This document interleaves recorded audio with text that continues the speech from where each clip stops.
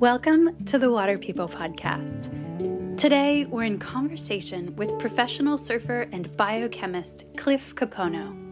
Bretta Cliff is a native Hawaiian man known for his spectral wave riding ability and his humble, enlightening perspective that blends both modern science and ancient wisdom from his people.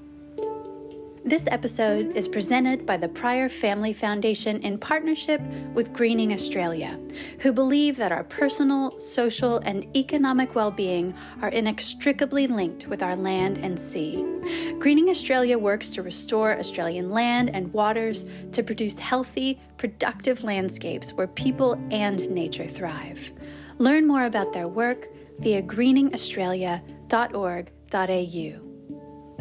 Our podcast comes to you from the coastal land and waters of both the Bundjalung and Kabi Kabi nations. We'd like to acknowledge these traditional custodians and pay our respects to elders past, present, and emerging. We'd also like to extend that respect to all First Nations people this podcast ripples out toward. Before we hear from Cliff, we wanted to let you know that we're running our annual giveaway. We're teaming up with our sponsors Sanook and Gary McNeil Concepts to give away a handful of cozy pairs of footwear, and for one lucky listener, a brand new custom Gary McNeil surfboard. To enter, all you have to do is hit subscribe wherever you get your podcasts and leave us a review, but don't forget your name, and let us know what you think of the podcast. You'll be entered to win a new custom board just in time for the holidays. By rating and reviewing the podcast, you're really helping us to get the word out, which in turn keeps us digging up stories and storytellers from our global ocean culture. So thank you, and don't forget to enter the giveaway. So you may or may not know, but we begin every podcast with a question. Tell us about a time or experience after which you were never the same. Do you have a moment like that? Yeah, a bunch. I think I have a lot of experiences where I constantly am moving into different spaces, but I think probably one of the biggest transitions I would say in my life was probably the spring of 2012. I just finished some graduate studies in Hawaii, and I got an offer to attend university in California. And I didn't leave Hawaii living anywhere in my whole life. I'm kind of very Hawaii centric. You know, in that time in my life, I think I didn't quite deal with a lot of things that were inside of me regarding this like intergenerational trauma that existed to my people. I didn't quite unpack some of the, just the way I see myself. I didn't have like too much value, and I projected a lot of stuff. Like I was very much like, I'm confident, I'm like dominant, I'm alpha. I very much subscribe to what people may think a lot of Hawaiian guys are like, aggressive and violent and, the biggest hearts, but also the biggest temper. And I definitely kind of subscribed to that way of thinking, like I had to prove something. And when I got the offer and the invitation to go to university to pursue advanced studies, I didn't know if I wanted to go. I was like really scared. I was afraid that I had a crew of other friends that we were gonna sail around the world on a traditional sailing canoe, and we were all young. We were the youngest crew, and it was it's very much perpetuating Hawaiian culture. I had just finished a good degree. I put a little video together for my community. Everything in a safe place, a comfortable place was working perfectly. And this kind of X factor variable came in with full moving, and this was going to be guaranteed 5 years away. And I just was like, I don't know if I can do this. And I ended up walking to an isolated beach on our island. And I said, I'm going to go down there, and when I get the answers, I'm going to come out. So I ended up, walking in. It's maybe like 12 miles each way, but I just packed some nets and my spear and a little bit of sweet potato, and I went down not knowing exactly when I would come out.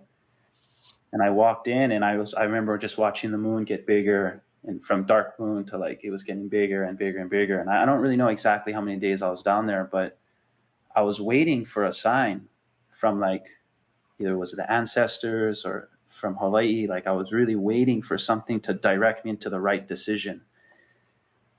and I didn't hear anything. And I just like I kind of told people I heard something like I'm gonna go, but I didn't. There was no sign. There was nothing like really compelling that was like, Cliff, you should stay or you should go. And at the end of like whatever, like the moon went from really small to like kind of big, so like a couple weeks or whatever, I just was missing people. Like I was missing just interaction with people, and I think I was kind of believing this fantasy, like I'm this like loner guy that just wants to be all alone, and I can handle. And I was fishing, I was doing everything. I was self sustaining, but I just really missed people. And um, towards the end of my stay down there, I remember these people came down and they were swimming in this little pool, in the tide pool, which it's kind of like a sacred pool. And maybe they're doing some things that weren't, maybe you wouldn't do in public. And they didn't know I was there, but I'm kind of like staying in the bushes. And I remember getting so upset that these people were just kind of like enjoying this natural beauty. And I felt they weren't being like reverent to the place. I thought they just were playing, not like paying respects. And I remember coming out and I yelled at them, and like, I'm like just bearded out, long hair, and just like coming out of the bushes. And I'm sure they just were like, what the hell? Like, what's going on here? And I genuinely scared them. I know they were really afraid. Like they didn't know if I was going to harm them or what. And I just was like kind of scolding them, like, you guys come down here and this is like your party zone.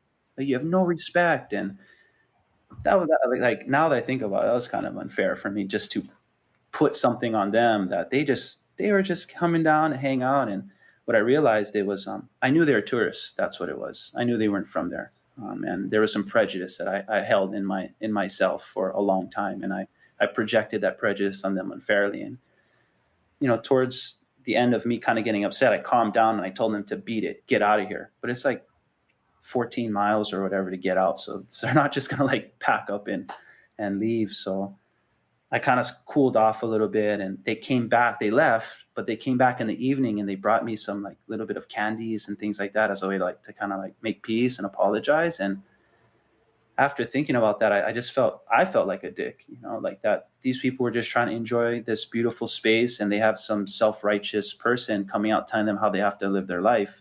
And really, they weren't doing anything wrong. They just were not acting the way I would act. And that's not a crime, and I ended up becoming like friends with them. They stayed for like 2 days, and we were like eating dinner together, and we were sharing food. I would fish, and I'd give them fish, and they're like, "Oh, this is," and I'm like telling them what fish and then what tide, and I told them come out and hang. And by the time they're going to leave, I kind of forgot that I was down there for some type of like big answer. And they were leaving, and I remember just, oh, I'll walk you guys out to where the lava fields kind of go out, where it's just kind of to the horizon. So we went kind of on the beach through the trees, and I kind of walked them to the trailhead. And like they said bye, and I told them, you guys want to stay a couple more days or something like that down here? Like I wanted them to stay. We became kind of friends, and I remember watching them just walk, and to the point where they're just like these little dots, and they're waving back, and I was like kind of bummed. Like I was like, oh, those are like my new friends that I'll maybe never see them again. And I've never heard from them, never seen. We didn't exchange numbers or anything like that. But that experience for me was really important, because it helped me to understand that, like, as much as I sometimes would think that I didn't need anyone else, I only need a certain kind of people, I only need to act a certain way. When it comes down to when you're really alone and you're stripped of any type of like social interaction, like, for me, I care about people, and it really doesn't matter. I could look back and say, like, color of skin, the way that people spoke, like, I had some prejudice, and I'm sure it's still embedded deep inside, but given it down to the fundamentals, like, I really enjoy people, and I enjoyed that time with them. And it would help me when I felt those emotions come up again, when I was with a lot of people and in crowded situations. I thought about to that couple who I would never speak to before then, that in that setting, it helped me to kind of, open up my own baggage and look inside of me for judging other people. And so what did you end up doing? Oh yeah. So the story goes, I ended up just walking out. I was like, I missed people. And I walked out, and I ended up just catching a ride back into town, and I told people that I think I'm going to go away. And that was just kind of on, I don't know. I don't really know why I chose to go. There was no like guarantees of anything. And I ended up being away for 6 years living in San Diego, California. And that was the beginning of the biggest growth for me. Like tremendous growth over those 6 years. I think I went through a lot of ups and downs, but more so it really helped me to look inside of myself and begin to heal some of the things that I think really needed healing. And now that I'm back home, it's just really helping me just see my homes with so much more, it's like so much more vibrant now, having kind of let go of a lot of things that kept me looking at it a certain way. It's like literally the colors that I see now are just so much brighter, and the people who I didn't give chances to before, like they're so amazing that throughout that whole journey in California, it's really helped me appreciate home and just let go of a lot of things that I think I was holding on to. Wow. It's so heartwarming to hear you speak in such a reflective way, knowing that you also, have such a beautiful and strong technical surfing ability, and that you're in those circles in the surfing organism that are technical and proficient and in deep waters and high waves and shallow waters and sharp reefs and rocks and turbulence. And it's not a chest beating thing for you. It's this deeper experience. It's just great, man. I'm so stoked that we can just have these insights with you. And when you were sharing that story, I was just curious, when you then went to San Diego and you're in Southern California, which is for me, especially for both of us, but definitely for me, a really overwhelming place. Like the whole population of our country in Australia lives in Southern California. And I feel so claustrophobic there and just sort of anthropocentrically overwhelmed. And so I was just thinking, you went there. How did you handle? Can you give us a couple specifics on how you navigated essentially going from country to city life, and how you coped with that? What were some of the things that kept your head above water and kept you, swimming instead of sinking? Yeah, I definitely had some moments where I was getting pounded, definitely sinking to the point of this is something that I think maybe we don't like to talk about as a society. That idea of like depression, like real like mental like depression, severe anxiety, and wanting to cause harm to not just other people, to yourself. And I was definitely in that situation, many times, and to no one's fault. It's just you take something that is just grew up really with ultimate freedom, essentially, to move in a space, and they get confined to a city where you can't surf certain waves because of who you are or who you're not. You can't travel to certain places. That was actually the first time I truly experienced like racism, like real racism, and being called certain names that I just was confused. Like in Hawaii, I'm very much proud to be an indigenous person of this land, and I think my generation is fortunate to be kind of encouraged to be proud of who you are as an indigenous person. Or my parents and their parents' generation didn't get that same encouragement, but in San Diego, it was difficult for me, and some of the things that kept me, I guess, above water were just lessons, experiences. When if I got into conflict or confrontation, which was more frequent in the beginning years, um, I would ask myself, how do I feel about it? I definitely, growing up in a small town in Hawaii, though I don't at all promote violence, there's something that we just can't avoid here in my town, currently where I live. It can be a violent place sometimes, not just for outsiders, but for people who are from here, born and raised, some of the first people. We all experience sometimes this aggression and violence. And I started, the more that I was getting into these types of situations, which I would really avoid at home. In Hawaii, I just avoided that whole situation completely because I didn't want to perpetuate this stereotype and stigma which exists on my people, especially as a young male Hawaiian. I didn't want to be that. But when I went to the continent, it was coming out in me. And I just was like so frustrated and so like disappointed in myself that I got so far in life trying to escape this way of being. And here I was choosing. It was like my choice to become that person who I believe I wasn't. And I just would spend a lot of time alone and reflect on who I was becoming and was that me. And I just made a conscious effort to just know like that was not me, to the point of reaching out to those people who I got into confrontation with and trying to repair a relationship which didn't even exist, So a few friends now that I have there, it was through some type of really aggressive interaction that I realized that this is not me. And, I don't know you and you don't know me. How do we either avoid each other or how do we coexist? And that was kind of my main goal. And maybe how both of you feel. I alienated myself a lot, and I would drive down south Mexico, as far as my little 2-wheel drive truck can go, or I drive as far north as I could. And in those few years of just driving up to all the way up to San Francisco and Half Moon Bay and Central California down to Ensenada and below, people are like, who are you here with? The typical, who you come with? Where are you coming from? And I'm like, I'm coming from Hawaii and I'm alone. And just being honest, I'm alone. I have no one here. And I'm trying to find something. I'm trying to find some type of peace.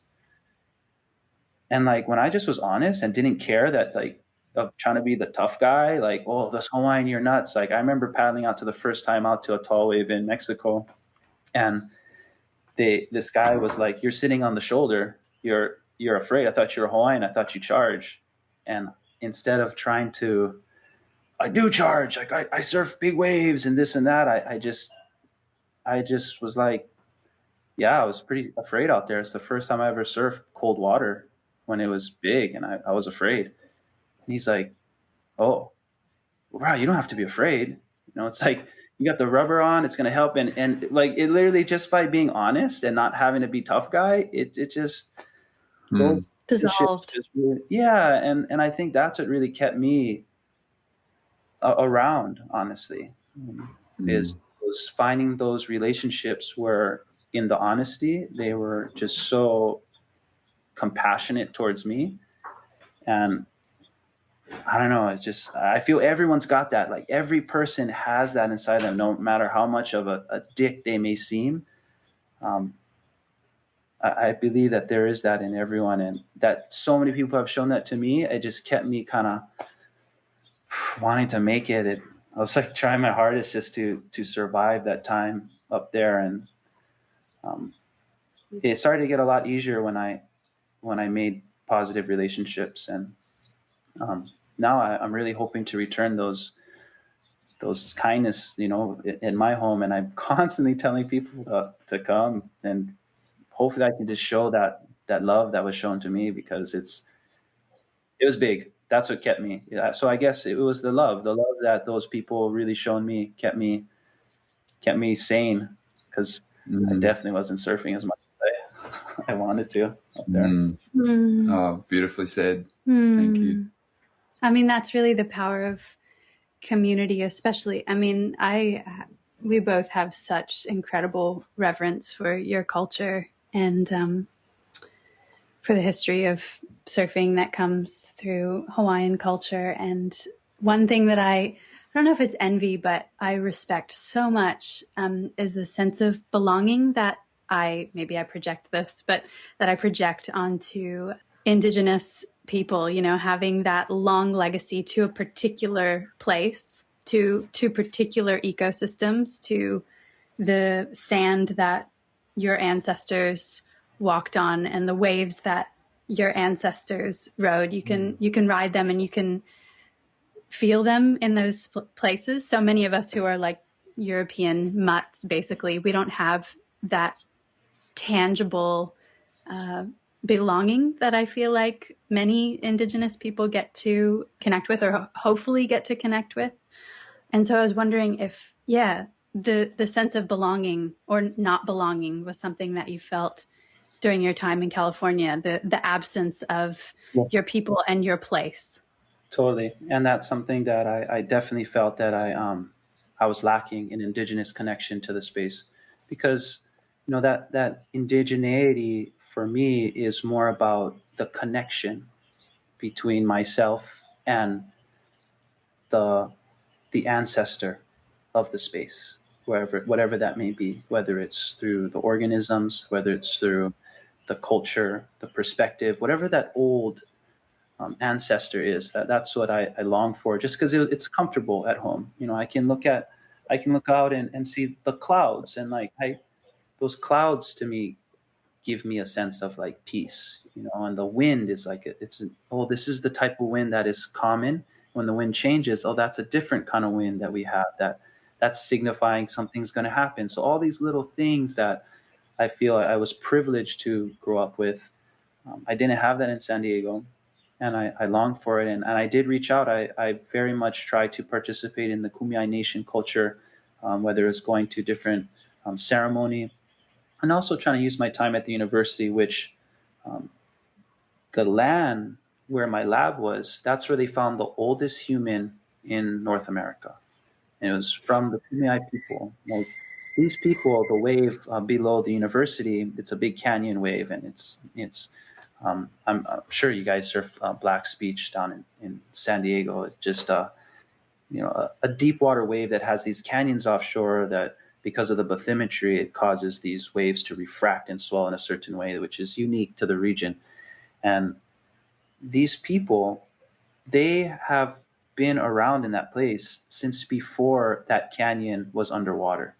Like, they were living where the waves are breaking right now. So it's very, I mean, in Australia, there's those long stories of people experience climate change, but for the most part, a lot of cultures don't necessarily be specific to a region to experience climate change, like a climate changing where my house was there and now it's like 8-foot barrels now, like that. People don't have those stories. I just wanted to like connect with that culture and kind of say, I acknowledge you, I respect you. How can I help? And I don't think it was enough what I've done. I tried my best to offer summer camps and be someone to help out with those things. But I could have done more. But it's definitely that longing to space and finding friends who know the way of the ancestor. That's be ally with them. But like you were saying about maybe something that I think about that a lot of times is if people who don't necessarily connect with their indigeneity, saying that, oh, I come from a European descent, or I come from a certain region where we maybe have forgotten the ways of old. It's there, I really, really believe that everyone is indigenous to somewhere, and to know that story, even if it's 2 years ago or 3 years ago, just to have that respect to story, it's just so powerful, because then that shows people who have existed in those spaces for long periods of time that you respect the story, and that's just so empowering for people to have. You talk about the sands. We say ke'oni hanau, the sands of our birth. We have that, but you have ke'oni hanau too. Where those sands are, that's for you to know.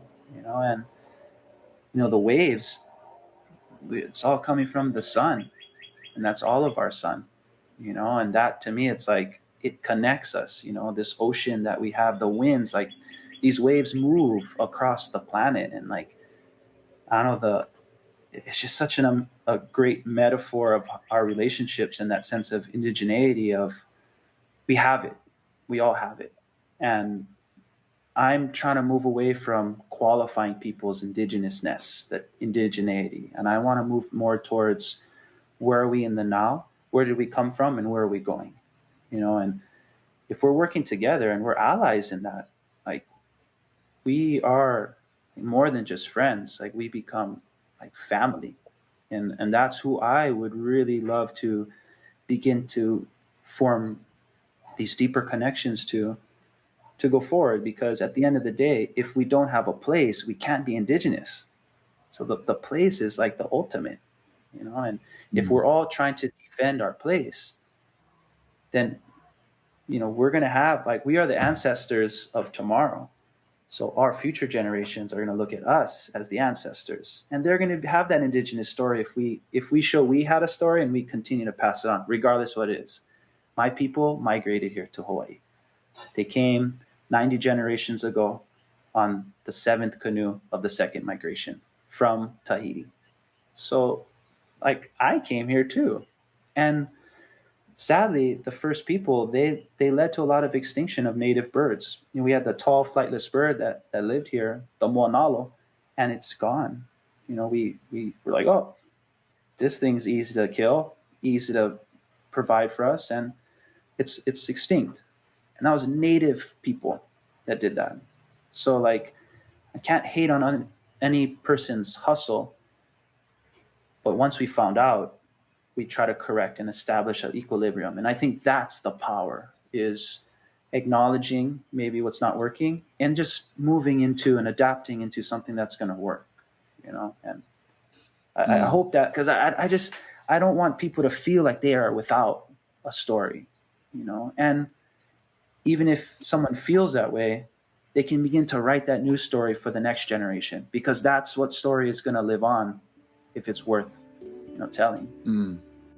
Sorry to interrupt the conversation, but we wanted to take a moment to recognize the generous folks who have supported us this season. The Water People podcast is brought to you by the fine folks at Sanuk. In 1997, founder Jeff Kelly started out with one simple goal: to make people smile, and to encourage them to pass it on. Sanuk has been advocating for a more playful and inclusive surfing culture for more than 2 decades, while crafting some of the comfiest footwear around. Thanks, Sanuk, for your support and for encouraging water people around the globe to protect their happy places. Learn more about Sanuk's partnership with the Surfrider Foundation at sanuk.com. Thanks also to Gary McNeil Concepts, who build cosmic surfboards for cosmic people. We love Gary McNeil's enthusiasm for building boards, and especially his passion for combining recycled and plant-based materials to craft boards that simultaneously prioritize durability, sustainability, and high performance. For custom orders and to check out the gallery of boards currently available, head to his website, garymcneilconcepts.com.au. Cliff, I feel like I first learned about you and your work during the Mauna Kea protests to stop development on sacred land in the name of science. And I just really found you to be such a fascinating person, having feet in both worlds, being a native Hawaiian man and also being a scientist, being a chemist. And it made me wonder about what responsibility science has to serve people, to serve the people, especially in the places where it's being conducted, and also what a science of values looks like, and if that's different than the way science is tending to proceed at present.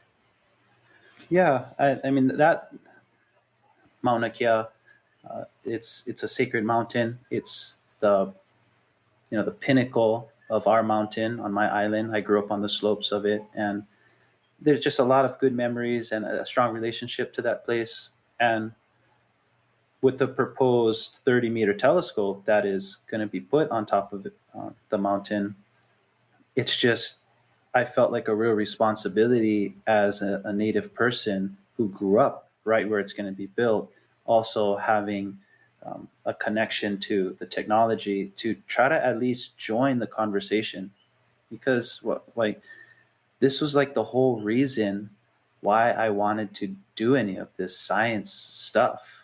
Is when I was a young kid, we were told we can't be on the beach because of turtle nesting, or we can't fish here because of like the way the fish are spawning. And it was never someone who looked like me telling me what the protocol was. It was always someone who was from far away that was telling me how I could exist in a space. And it didn't sit well with me. So by partaking in the scientific conversation, it just allowed me to participate in a global conversation. And with the Mauna Kea telescope proposal, I felt like I was going to catch a lot of backlash from both communities. Like I actually am really a big fan of the technology. Like what they're proposing to do is literally move like sees light that is so far away that when that light originated, it was like near the Big Bang. That's how long it's taken that light to get to the detector. So when you see the stars, like I forget the exact numbers, and I always talk about it, I don't even know the right numbers, but like the sun is minutes old, right? So if the sun was to just explode right now in real time, it would take us minutes, like 10 minutes or something, for us to see it go out. That's just because the distance from the time of light to travel from the origin to our eye is so far. Light actually takes that whole time to hit our detector. We're seeing light that is so far away, like it's the Big Bang. That's when everyone wants to know the creation time and all that kind of stuff. So I'm just like, that's pretty cool. I'd be curious to see. But the stories of Mauna Kea are very similar in that we have stories of that's the place where Earth Mother and Sky Father came together to start time. So it's just like, I don't know how much more coincidence it can be that both these different perspectives and views are trying to have this about the same situation, but they're arguing with each other, and there's no cohesiveness in it. And this conflict is happening in my own backyard. And the Hawaiian people and the Hawaiian allies were saying that it's called kapu aloha, the sacredness of love. That's what we need to exist in. And, kapu aloha became a big kind of like slogan during the movement, and it still remains. Kapu aloha is when we really just want to like strangle someone. There's kapu aloha. We have to exist in this idea of love. And Dr. Rosie Alagato, who's an indigenous Hawaiian teaching at the University of Hawaii at Manoa, she said science does have kapu aloha. It's called ethics. And as scientists, we take these commitments to our profession that we're not going to harm other people. We're not going to put our agenda to discover something new at the expense of someone else or a culture or a place. Like that's just these ethics that we are bound by, similar to how medical doctors take these vows, these oaths to try to protect human life. Science has them too. Just finding a way to connect the dots on what we're talking about here. We all have kapu aloha, even in the science. I hope that made sense. Yeah, 100%. Absolutely. I was reading that you started your undergrad degree in biotechnology, but you felt confronted by the ethics of biotech. Speaking of ethics, how have you learned to navigate those sort of murky waters? And I was also specifically wondering about the veil of objectivity. I know for me, I did an environmental science degree and a social science degree at the same time. And the social science degree especially brought up a lot of questions about the nature of objectivity and even the possibility of objectivity. Did you have similar questions? Oh, yeah. I mean, I was, so college wasn't really like a thing for me. I remember telling my dad after I finished high school, like, well, if I don't get into any colleges, I'm going to go surf. And he was just like, well, you're going to have to work. And I'm like, I know, like, I don't know what I'm going to have to do. And surfing was just my world, and I think surfing, it helped me a lot, just deal with a lot of the issues that I was going with. And a lot of people, I think it's like a really saving thing. So when college came, it was like, well, how are you going to get into college, one, and what are you going to study? So for me, there was like a call pretty much. And I really enjoyed science, like discovering things. In high school, I was a part of like the research team, and I was really into aquaculture. So I found this like way to detect viruses using this one biotechnological method called PCR. And we had a little machine in our school, and I was like, oh, let me use this machine. I can find viruses in the shrimp in the pond. So we know if the shrimp are sick and we get more food. So it's like biotech became this like really cool tool that you can use to save your community from viruses. And I was like, oh, that's mean. So I did it, and I got into like some science fairs, and I just was like, remember going to like this big science fair in Arizona. It was like sponsored by Intel, and everyone was going to MIT after, Stanford, like it was like Oxford, like it was like this like big thing, and everyone's comparing like how much scholarships they're getting, and then they're like, oh, where are you going? I'm like, well, I don't know. I didn't even apply for college yet. And everyone just was like, going surfing. yeah. I met like a lot of Puerto Ricans that were there, and they that was like, we were going having fun like at the science fair. But getting into the college conversation, there was a call at the time, and it was 2005, 2006. This was when Hawaii was projecting to have a big biotech boom, and this is something that I knew since I was in high school. I know the GMO conversation really kind of started to get activated in maybe 2012 to 2015. It was like really heavy with a lot of global attention. I know people have been talking about it before, but in Hawaii, the mid 2000s, early 2000s, people were saying biotech is the industry. And if you want to participate in getting a job, go into biotech. And when I was graduating high school, there was only 50 Native Hawaiians who've ever gotten a PhD before, like ever. So Wow. we are very underrepresented in the formal sciences, conventional sciences, STEM, science, technology, engineering, math. So I kind of see it's like, oh, if I'm like kind of decent at it and it'll pay for my college, yeah, sign me up, biotech, let's do it. And the degree that I got is a plant and environmental biotechnology degree. So when I went into the university, I was scholarships by Monsanto and Syngenta, and I was really felt as being supported to learn a technology where the rest of my community was just really anti. And I just kind of always kind of liked that, moving, no matter if it was a Hawaiian or a non-Hawaiian, I kind of like existing in my own space and getting all the facts. And once I got into that space, I just started to see things that were unsettling, and I didn't really agree necessarily with the way we were being taught. It was so much about how great the technology was, and there was nothing about the limitations, which, like rule number one in science. Yeah, you're looking at what's the limits of detection, the limits of data acquisition, the shortcomings. That's all part of the scientific method, and they just were pumping it up like, yeah, and you can get this good job. And it started becoming about a job versus the actual work.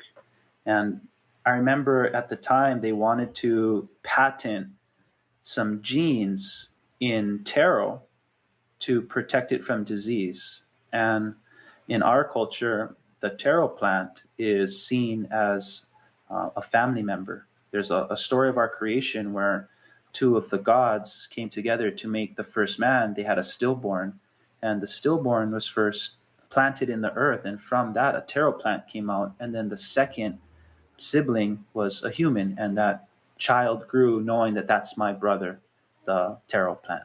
So we have this like long history of this connection, and I'm like, but you guys can see, I'm telling like this to the university, you guys can empathize, right, with these people who see that thing that you're going to own as their brother. Like, would you feel weird about someone saying they own like your family member, like, and you sell them like that? Like, we see that it's on the same line of like slavery. They couldn't even understand it, and that began these questions where the only ethics I had were trying to justify why biotech was so great for places where crops couldn't grow, or there was drought, or all the benefits, I would say, of utilizing these tools to improve the human condition. Like that was really the fundamental storyline. I just was over it, and I was very much the kind of person, which maybe a little bit of that still exists, right? I told my professors, like, I'm here for the degree. And once I get it, I'm not going to do this. And they thought I was wasting their time. And I said, this is not wasting no one's time. You guys are now informing someone of this space, how it works. So if there's anyone you can talk to about it, it's going to be me. And I would love to hear, because I want the best for my community. If you tell me inject myself full of these chemicals or whatever, and that's going to save 99% of the people around me, I'll be the guy to take it.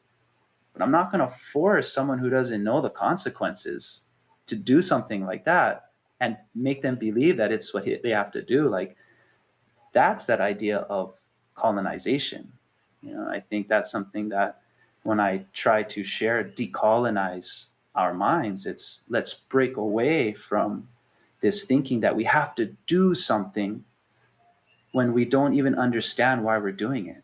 That's a very colonial way of thinking. Just show up to a place and just do it. It's going to save you. It's good.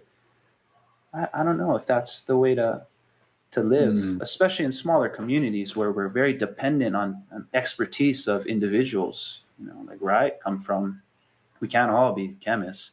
That nothing would get done for sure. Like we're going to need people who know how to farm. We're going to need people who know how to fish. We're going to need people who know how to process meat, clean meat, preserve meat, take care of plants, and remove invasive species. These are all things that I think are just so important for our community. And if you just tell everyone that they have to just farm certain types of ways, it's like, man, it didn't sit easy with me. So that whole way of thinking, and I very much was trying to escape an oppressive feeling that I had. Like I talked about this intergenerational trauma that is not just from, my parents, but all the way back to when we first started interacting on a global level. And I realized now maybe I was just trying to figure out how I could engage in that shift.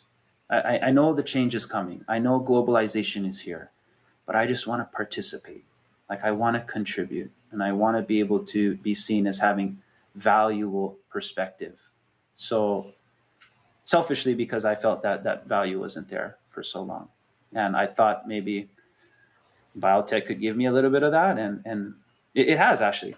Going to school for biotechnology and then doing a couple years after in molecular bioscience and bioengineering, like I'm very comfortable having conversations about how GMOs work, how they don't.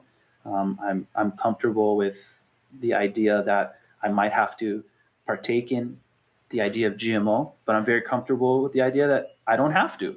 Like I'm not intimidated or fearful of having a conversation.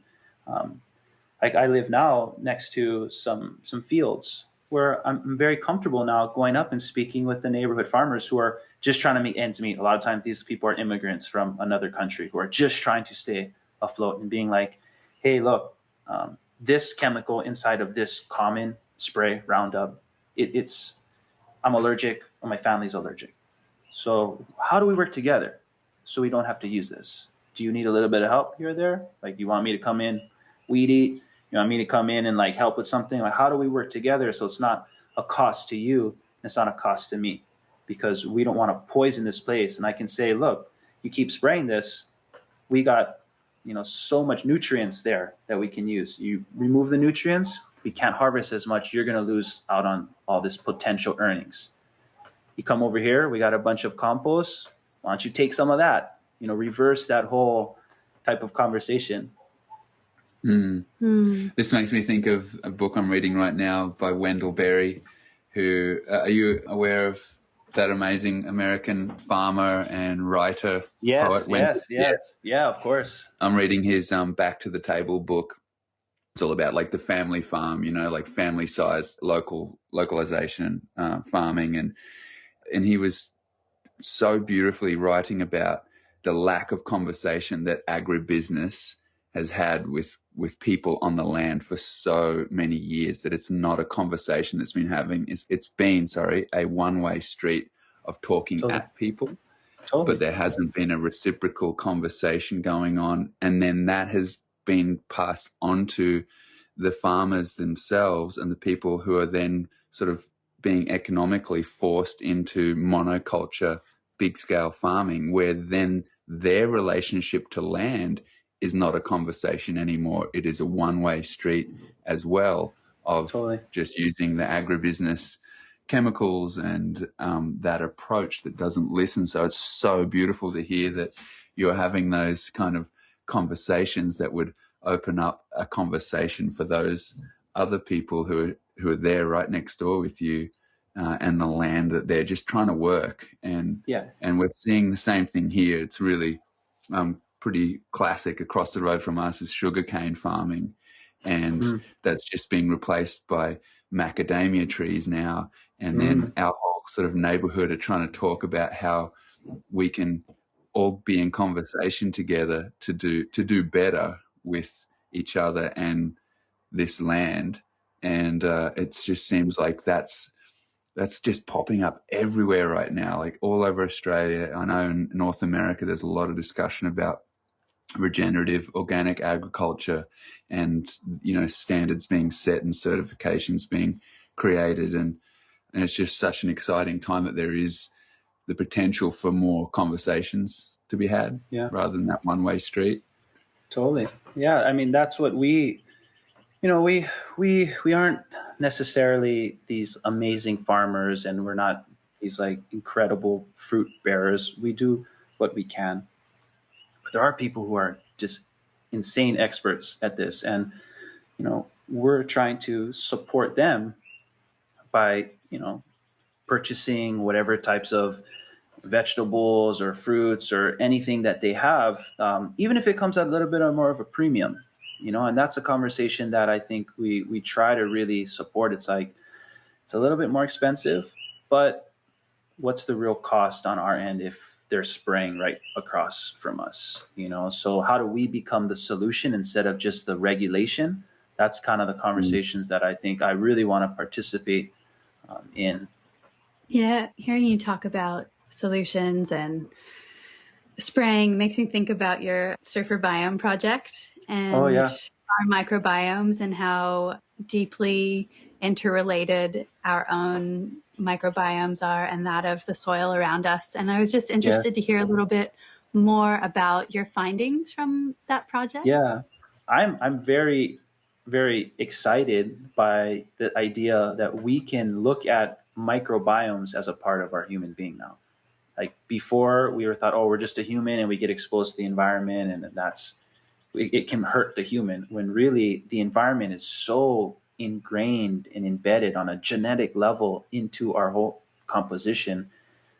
This is now helping us maybe have more of that relationship. And that was the goal of that Surfer Biome project, is to really articulate the molecular connection we have with our environment. And as I traveled to different places, I found I was sampling the skin and the eye and the ear and things like that, and just looking for different types of bacteria and molecules that are shared among people and environmental spaces. Originally, I was kind of going out and be like, there's probably some really nasty bugs that are living on these surfers who are near the sewage, or Morocco versus Ireland, and all these different kind of communities. And I thought I would see these clear trends. But instead of finding some clear negative factors of harmful bacteria that was living in and on us, I found bacteria that connected all of us, that were specific to ocean people. And the more you went out to the ocean, the more of these type of ocean bacteria were colonized on top of our bodies. So that was the most exciting finding of the whole study. It wasn't being like, look, there's like poo bacteria in these guys, and we got to, get all crazy about the sewage plant. It was more just like a realization, stepping back, like all these different surfers from all these different regions across the Northern Hemisphere have the same type of bacteria that are living on them or are found on them. And the more they surf, the more they have it. And when I compared it to non-surfers across the United States, like over 7,000 samples, you don't see that they share this type of bacteria. So surfers, like from the molecular composition in their biology, are genetically different than non-surfers based upon the interaction that they have with their environment. And I've heard you say that we're actually more similar to perhaps cetaceans and other animals in the ocean than we are to non-surfing humans. Is that right? is like the real kicker is that the bacteria, when I have to, so I find this bacteria, I'm like, oh, what is that? Like, that's a great. So I'm like looking and finding out this kind of bacteria. And a majority of the literature, it's the bacteria that people study to look at whale migrations or seals or dolphins, mammals, and they are found in different marine organisms. But the studies that have been used to actually quantify migration and shifts, as I was doing in surfers, they're all like whale studies, and to me, that just, I want to dive deeper into it and understand that, maybe it's mammalian skin, the types of proteins that exist on top of our cells on the epidermis. Maybe there's these proteins that stick out that attract these kind of ocean bacteria. And who knows? Like, those are all things that we can test and find out. But the fact that we share buddies and symbiotic organisms with these incredible organisms of the deep sea and shallow sea, it's just like you're more related to a dolphin if you surf than you are the guy down the road who just eats KFC all day. It's like it's pretty insane. So I gotta say then, because I'm hearing a bit of an echo with what you were talking about before in relation to the mountain and the science community reflecting each other. You're talking about the creation times, looking through that lens, and the creation times of the mountain there, and that you're in this moment in science seeing the connections and the oneness through the science lens. Are you feeling like that's also an echo, perhaps, or a parallel to your Indigenous perspective, what you've been taught from your family and your ancestors? Another moment like that where they're paralleling each other?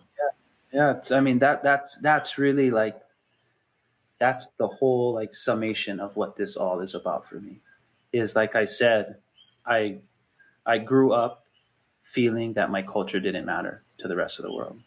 And I felt that there was a need to show how amazing my ancestors are and how amazing so many people's ancestors are.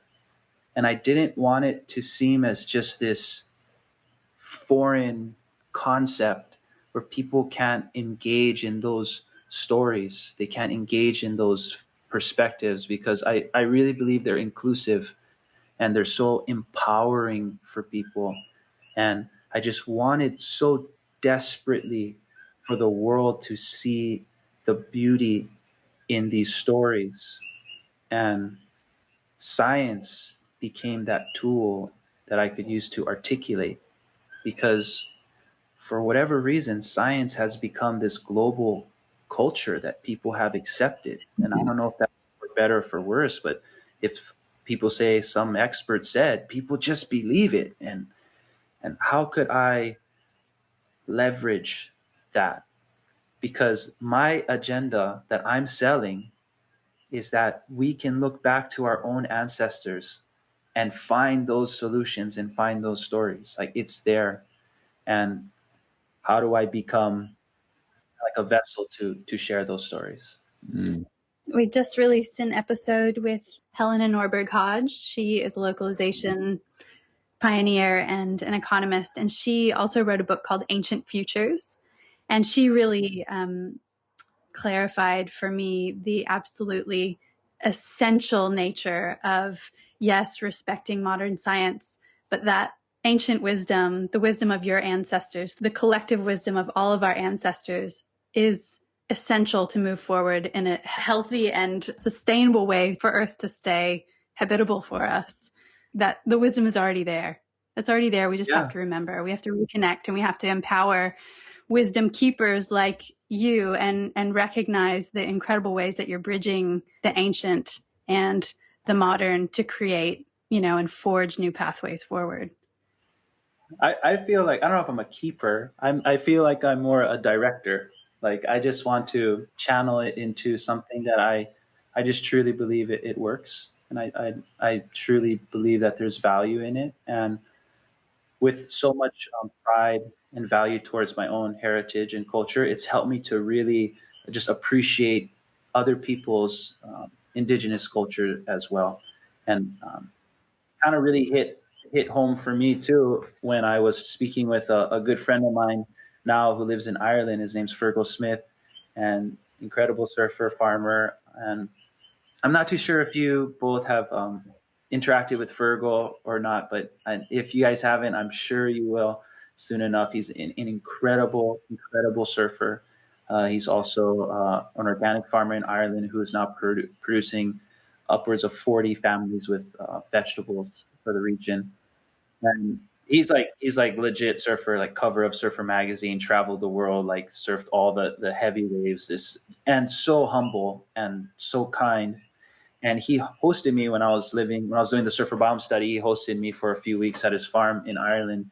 And I remember being out there planting garlic, and I've never planted garlic before in my life. And it's all cold, and I'm like, got my gloves on that I surf in, and my hood on top of underneath all my clothes, and then I'm planting garlic with him, and I'm planting it in the earth, and I hear him say, "Yeah, just like that." I was like, do I go deep or like, what do I do? And he's just like, just exactly like this. And he shows me, and I'm like, oh, that's pretty easy. He's like, that's how we've been doing it for thousands of years. And I remember having my back to him, and I like turned around, and I was like, what'd you say? And he like looked at me in his full like blue eye, red hair, freckles, and thick Irish accent, was like, that's how we've been doing it for thousands of years. And I just seen a face that never thought would say something that this is how we've been doing it for thousands of years. And it just was so real, the feeling of knowing that the color doesn't matter. It's the inside that is in the thinking and the perspective that it is really powerful. And yeah, Fergal Smith, he really put some light bulbs on in that space, and knowing that we all have that indigenous knowledge from somewhere. And by paying reverence to that, we can now adapt it when we need new solutions, because we've never faced the synthetic chemicals which are coming out now. Like our ancestors didn't have the exact way to overcome those challenges, but they had a thinking that can be modified and adapted to get through it. That's so beautiful. I wanted to ask you about another aspect of traditional Hawaiian culture that I'm really fascinated by, and that is the Makahiki festival. Yeah. Did you grow up with lore around Yeah. Makahiki? Yeah, we definitely did Makahiki games, and it's in the Hawaiian calendar, the traditional calendar, we have so many months of one way of life, and then a few months of another way of life. And a lot of times in those 9 months prior to Makahiki, you're allowed to either war, or there's certain things that you can do. But during those 3 months of the year, it's a time of peace. It's a time of fertility, agriculture. And in order for, I guess, the warriors to stay fit, they would do these games. And it was kind of a way to settle disputes. It was a way to kind of show, warrior culture in a non-lethal way. It was still physical, and sometimes it was violent, but rarely was it lethal. And that wasn't the object of the Makahiki games. And the Makahiki was issued in when there was, certain celestial signs. So it was very, it was welcomed in by looking at the environment, and that's okay, it's Makahiki time. And then when those constellations either set in certain times of the day, then it ended, and then it went back to those times. But did it usually correspond with prime surf season though too? Oh, I mean, there was definitely the Makahiki. There's good surfing during those times, but on the island, there's good waves all year. I've just always thought, gosh, that is a well and healthy culture, one that makes time, for ceasefire, but also for play. A culture that has a deep respect and understanding of the value of play for everyone. Yeah. And I think that also is just a testament to the efficiency of a system.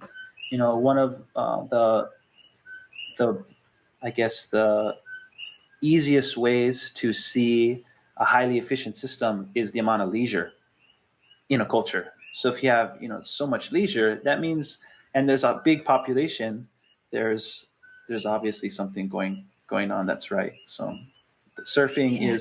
was definitely for play as much as it was for sometimes to settle some long standing disputes, and sometimes there was waves were ridden. There's stories of people challenging on the waves, and whoever rode the longest wave lived. And if you didn't get as long as the other person, they would die. And that was just the way it was. All the There's no pressure. pressure, and that's why surfing became like such like a intense activity in certain times. And there's still families that know their stories like this. Like I have a good friend from the other side of the island whose ancestor, he came to my side of the island, hundreds of years ago to challenge the chief. And he was surfing so good that the chief from my side became jealous, and he created a law that said no one could touch the sand unless they got called in by some type of priest. So everyone went in, he didn't tell him, and he just continued to surf. And when he found out that when the warriors were there ready to like stab him if he came in, he just knew like, I can't, what am I supposed to do? I can't get home. Like, I came to the other side of the island, I was ripping so hard that the chief got jealous. He put a ban on touching sand, so I have to stay out here forever. And that's the way it was. And eventually another priest came and allowed him to come in and saved him from death. But the surfing stories that we have on our island, it's like sometimes they're serious. It's life and death, as much as it is play. So I think that's something that we have inside of us that we sometimes we take it maybe a little too serious. But I think because the history of it, there was so much intensity in it as well. Yeah. Can you talk a little bit about the Hawaiian cultural traditions that really well, I guess you kind of were already, but those kind of traditions that set the stage for localism and how it's been misconstrued? Yeah, that's something that a really good book that talks about that is called Ways of Resistance by Isaiah Walker. And that book kind of spells it out from the beginning stories, not all of them, but quite a few traditional stories about surfing is so ingrained into the identity of Hawaiian people and culture through the colonization of Hawaii, the overthrow, and how it became a very political situation where surfing was actually banned for Hawaiians, where only Hawaiians couldn't surf. But foreigners from a lot of times the Californias could come and exist on Waikiki Beach and continue to surf. So just that, again, that trauma from those experiences have led to the idea of like defensiveness. And when surfing continued throughout that time, there's people that still surf. Like, you couldn't stop a Hawaiian from surfing. The level of proficiency in that time was very high, and there was no way to regulate it. There was no like Coast Guard or anything like that. You wanted a Hawaiian not to surf, you had to go out and bring them in. And there's very few people who weren't Hawaiian who were able to do that. So essentially surfing continued throughout the bans, and it was a way when the language was silenced, when the culture was threatened, surfing kind of continued, and it was a safe place for a lot of our people. And leisure time was really threatened too, wasn't it? Hawaiians were put to work working European cash crops.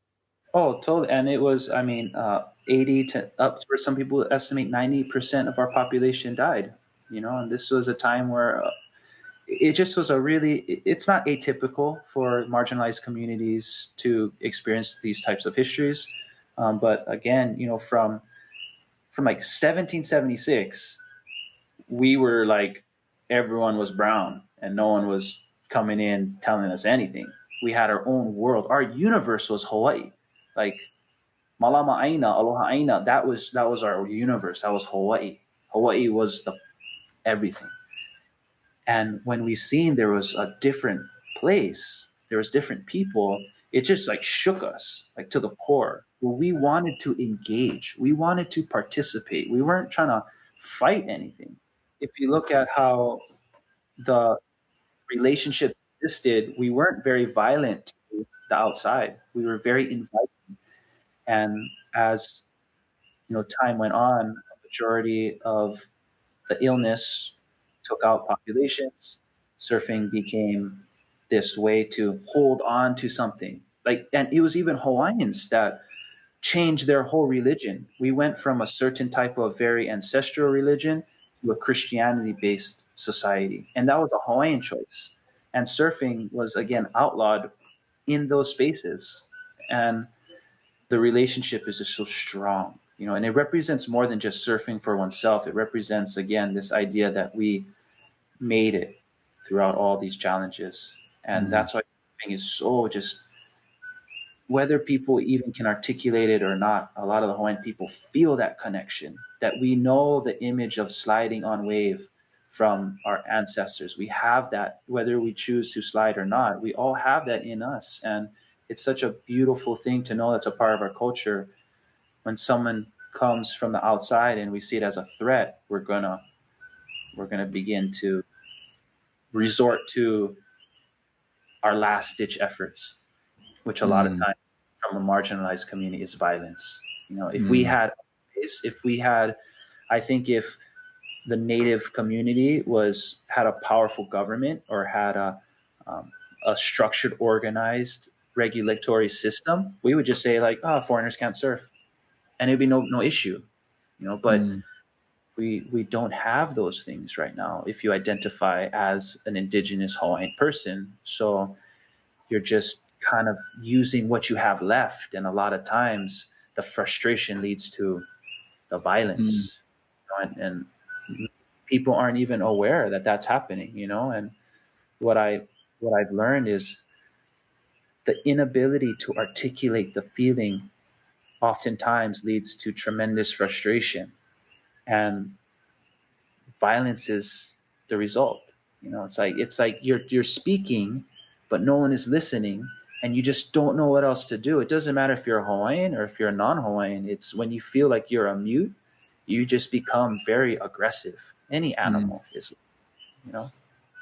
I really wanted to dive into the experience of riding your ancestors' boards and the feeling of that, and also a sticky area for me where I feel like in my early 20s was when the first of some of these boards were getting around, and Tom Wegner, who's here in Australia, had visited the Bishop Museum and had just come back and was literally just jumping out of his skin at the technical and precise nature of the shorter boards in the Bishop Museum, and the concaves and the beveled edges and these curves that were just so inspiring, right? And when he was like, hey, Dave, I've got these things you might want to try out, he was calling them alayas. And of course, even that, the mispronunciation of this word for these boards. But he's like, he was full of respect and awe and just like really, really enthusiastic. And so for me, I remember getting on the first of those little boards and riding them on the point breaks here that we live at, and literally just melting my mind. I instantly understood that surfing on boards like that has been technical, has been so proficient, and is naturally been one of speed and real sensitivity and skill, and that the simplified and just one-dimensional story that we've been perpetuating in the surfing culture of your ancestors just riding on the toothpicks in Waikiki and just standing there and going straight to the shore was all surfing was. It just felt like a tragedy in one sense, that was how the story has been perpetuated in Western culture. And then at the same time, it was just a mind opener for me to realize, whoa, the ancients, the ancestors, the Hawaiian people are the gnarliest surfers and have been for so many generations. And so I wanted to kind of dive into that with you, because I have felt a regret at experiencing those boards at that time and not being with someone like yourself and not being with some Hawaiian brothers and sisters to ride and hear the story from you, from your people. And that it was this white fella way, as we call it in Oz, of interpreting these boards. And so yeah, I feel a bit sort of regretful and a bit sticky around it. I'm like, oh man, I was just a young little punk. I should have been really humbly going around anyone I knew in Hawaii, like Akila Ipa and friends who I do have in Hawaii. And I was with Akila at the time, and he was pumped, and we're all kind of, just experiencing this enthusiasm around those boards. But I just feel like I could have done better, and I could have done more to reach out in more sensitive ways. And I just wanted to get your take on that, because it was a period in time where you were probably only like 15 or something. I was watching that, and I was actually really honored by that, and that's something that I take away from it is not just riding those traditional boards, but also any surfing. I kind of see it as like, when I see someone surfing, that's a huge honor for my people. Mm. It's like they're celebrating something that has existed in our culture, and they love it so much that they're willing to invest all of that time and energy into that expression of wave sliding. And that, to me, it's like, oh, thank you, for my people. Like, they're great. I love them too. But the writing, as as you're producing a lot of content around this, like, that to me was just a celebration of who we are and what the world has taken, and it just validates our contribution. However you want to do it, however people choose to do it, and maybe it's not exactly how we did it, but it's paying respects, even if someone is or unknowing of the respect they're showing to that. And so I don't have any bad vibes towards any of that. In that same conversation, I do feel, I remember reading online somewhere that it was a picture of this Hawaiian in Waikiki. It's a famous photograph. I don't know who took it, but he's holding the board behind him with Diamond Head in the background. And it said something like, back when going straight was radical, or something like that, and it was, I think, alluding to the fact that you're saying is just these guys just go out and go straight on Waikiki. And that's that. And I do still a little bit have a feeling towards this idea of people thinking how simplistic the wave sliding was, and that you are paying respect to the technicality of trimming on these crafts. Like, it's almost like overwhelming to hear that, because we need to have more of these types of conversations about where these boards can take you and the feeling that they provide. Right in my town, there's this wave that breaks outside of the bay, 2 miles offshore. But because it's a bay, it's you can see it very easily when the wave breaks from the points of the bay. And this wave, there's stories of the best surfers from around the island coming to test themselves. This wave only breaks when it's 12 to 15 foot. Like, it's a big wave board. Like, guys tow it, jet ski, a few people have paddled. But these stories of guys going out there, and women going out and surfing these mountainous waves in my hometown on traditional boards is, again, just demonstrates how gnarly these people were that were going out. And our best stories of the most proficient surfers that we have in our culture, they're female. The best stories of people surfing are women. And those are just the types of things that the traditional crafts represent. And it's so rich in history, and it's so rich in possibilities that I welcome any conversations around them. And that's why I've been around the traditional board shaping for quite some time. And I even felt just a little bit nervous around the idea of promoting that I ride them, because I love them. I love from the wood to the gathering to the stories to using different wood like Polonia. My friend Brandon Ohuna, incredible surfer, lifeguard here in Hawaii. He's also a woodworker, and he's been making these boards for some time now. And he uses Polonia. He uses chocolate albizia, mango. He uses all these different non-native species of plant to make these boards, and he rides it insane. And our objective is to not just go straight. We want to get maximum speed. We want to get barreled. We want to do floaters. We want to bury our rail. We want to just be on the verge of losing the participation and then coming back to it. We want to just get there, but revert back to the energy, and that's like our goal in all our designing and shaping and things like that. And even for me, I felt a little nervous about trying to make like some like guy that rides them and things like that, because I ride them frequently. I ride them a lot, but I just didn't want to become like, I didn't want to lose a respect, and maybe I was a little bit nervous from hearing the way people speak about them. I didn't want any kind of negative comments or something to come out in like the comment section. It's like kind of a special thing, I didn't want to just put it out there and be vulnerable with it, and then I kind of just got over that.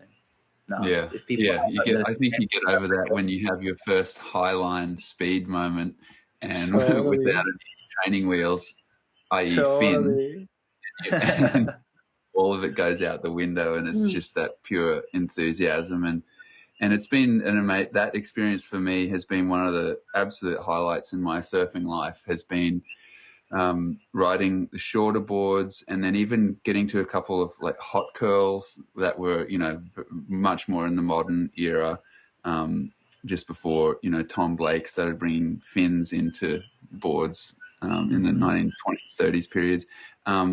And then also getting a chance to ride Olo, to ride to Tom and I shaped one together here in Australia out of a couple big Polonia logs, and just being absolutely schooled on that board, like literally being taught how to be a passenger, and how to humbly sit on that craft in a totally different part of the ocean, in a completely different part of the wave, with silence all around you when you're gliding through deep water that's not even breaking.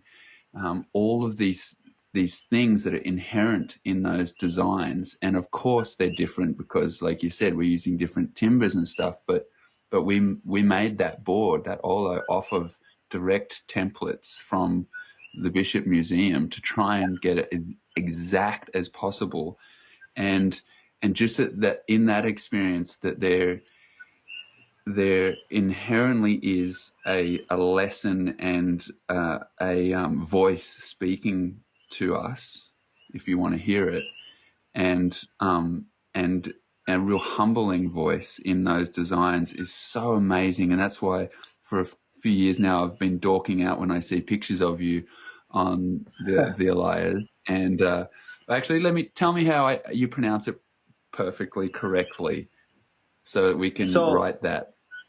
Yeah, so I come from different schools. In the beginning, I was told it's the Alaya, but then I've also been told it's the Alaia, which is path of the fish. So there's two ways that I use it. I say Alaya and I say Alaia, depending on what you want to call it. For me, in the Hawaiian community, I try to use Alaia as much as possible, with that kind of intonation in the last part. Ia is fish, ala is the path. And for those who I know might have some trouble, I just say Alaya. I don't call it Alea too much, but I know that's some people say that too. But you rode the Olo is pretty amazing. I this past year I had like the huge privilege of also riding one of those replicates from the Bishop Museum, those boards from the Three Princes, the Kwananakoa brothers, and also Jonah Kohio, and Santa Cruz, and I rode it there because that's where they rode them for the first time in Santa Cruz. They it's crazy. In that time, the king of Hawaii, in the uh, early 1880s, he sent children across the planet to learn global knowledge to come back and protect Hawaii from being taken over, which unfortunately happened. Some of these children lost their lives when they were across the planet, whether it was from the cold or sickness and things like that.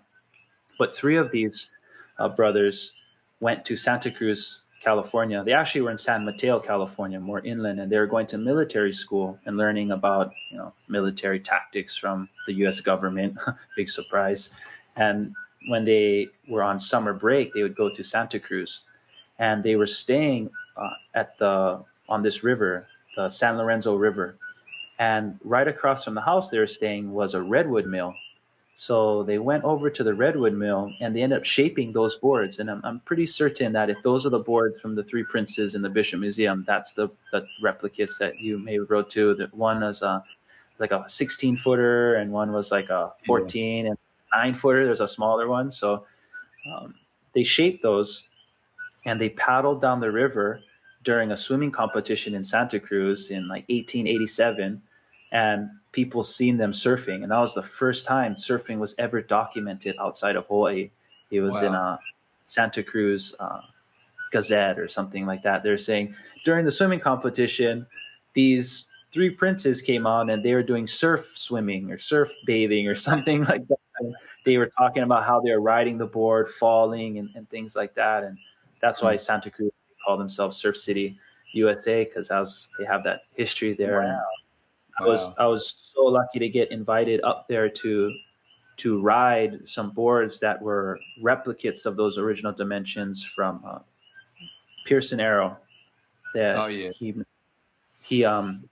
created the replicates, and they figured out how to get the redwood chopped down and things like that. So we ended up going and taking them out right there in Santa Cruz, and they wanted us to do it in the traditional kind of like bathing suits from like the 1800s. And this was I think in February when I went up there, so it was like freezing cold Santa Cruz. I was like hypothermic, but we needed like 7 of us to just take the board down to the beach. And when we jumped in, and it was so cold, like I was just in like a bathing suit, like a one-piece bathing suit, and they wanted these images of me just like doing the thing and like it's going to be totally fine. And I remember just getting on the board in the freezing cold and just wow, it just was a whole another experience to even try to paddle those things.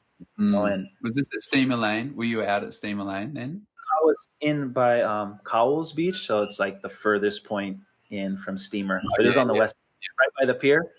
Yep. So we paddled out there, and it was so cold, but I was like, I'm going to stay out as long as I can. And I ended up staying out for like an hour and a half. And it was 5:00 in the morning. It was like, we wanted to get early sunrise. And I went till my head was definitely going to freeze over and I couldn't see. But yeah, it was a humbling experience for sure. I couldn't even get on the wave the first time. It was just, figuring out those things that you just don't know from riding those types of boards. Well, that it's another way of surfing. Like by the third day, well, it was the second day that I actually stood up and caught a wave, and it was me just feeling comfortable with the nose of the board diving into the water and coming out on its own, and also learning that the stance, like that parallel stance, is not just some style thing. It's like really functional to be able to go back and forth and balance. Thanks to Cliff for sharing so generously. Special thanks always to our sound engineer and in-house musician, Shannon Saul Carroll. On behalf of myself, Lauren Hill, and my partner in rhyme, Dave Rastovich, thanks for making the time to listen with us.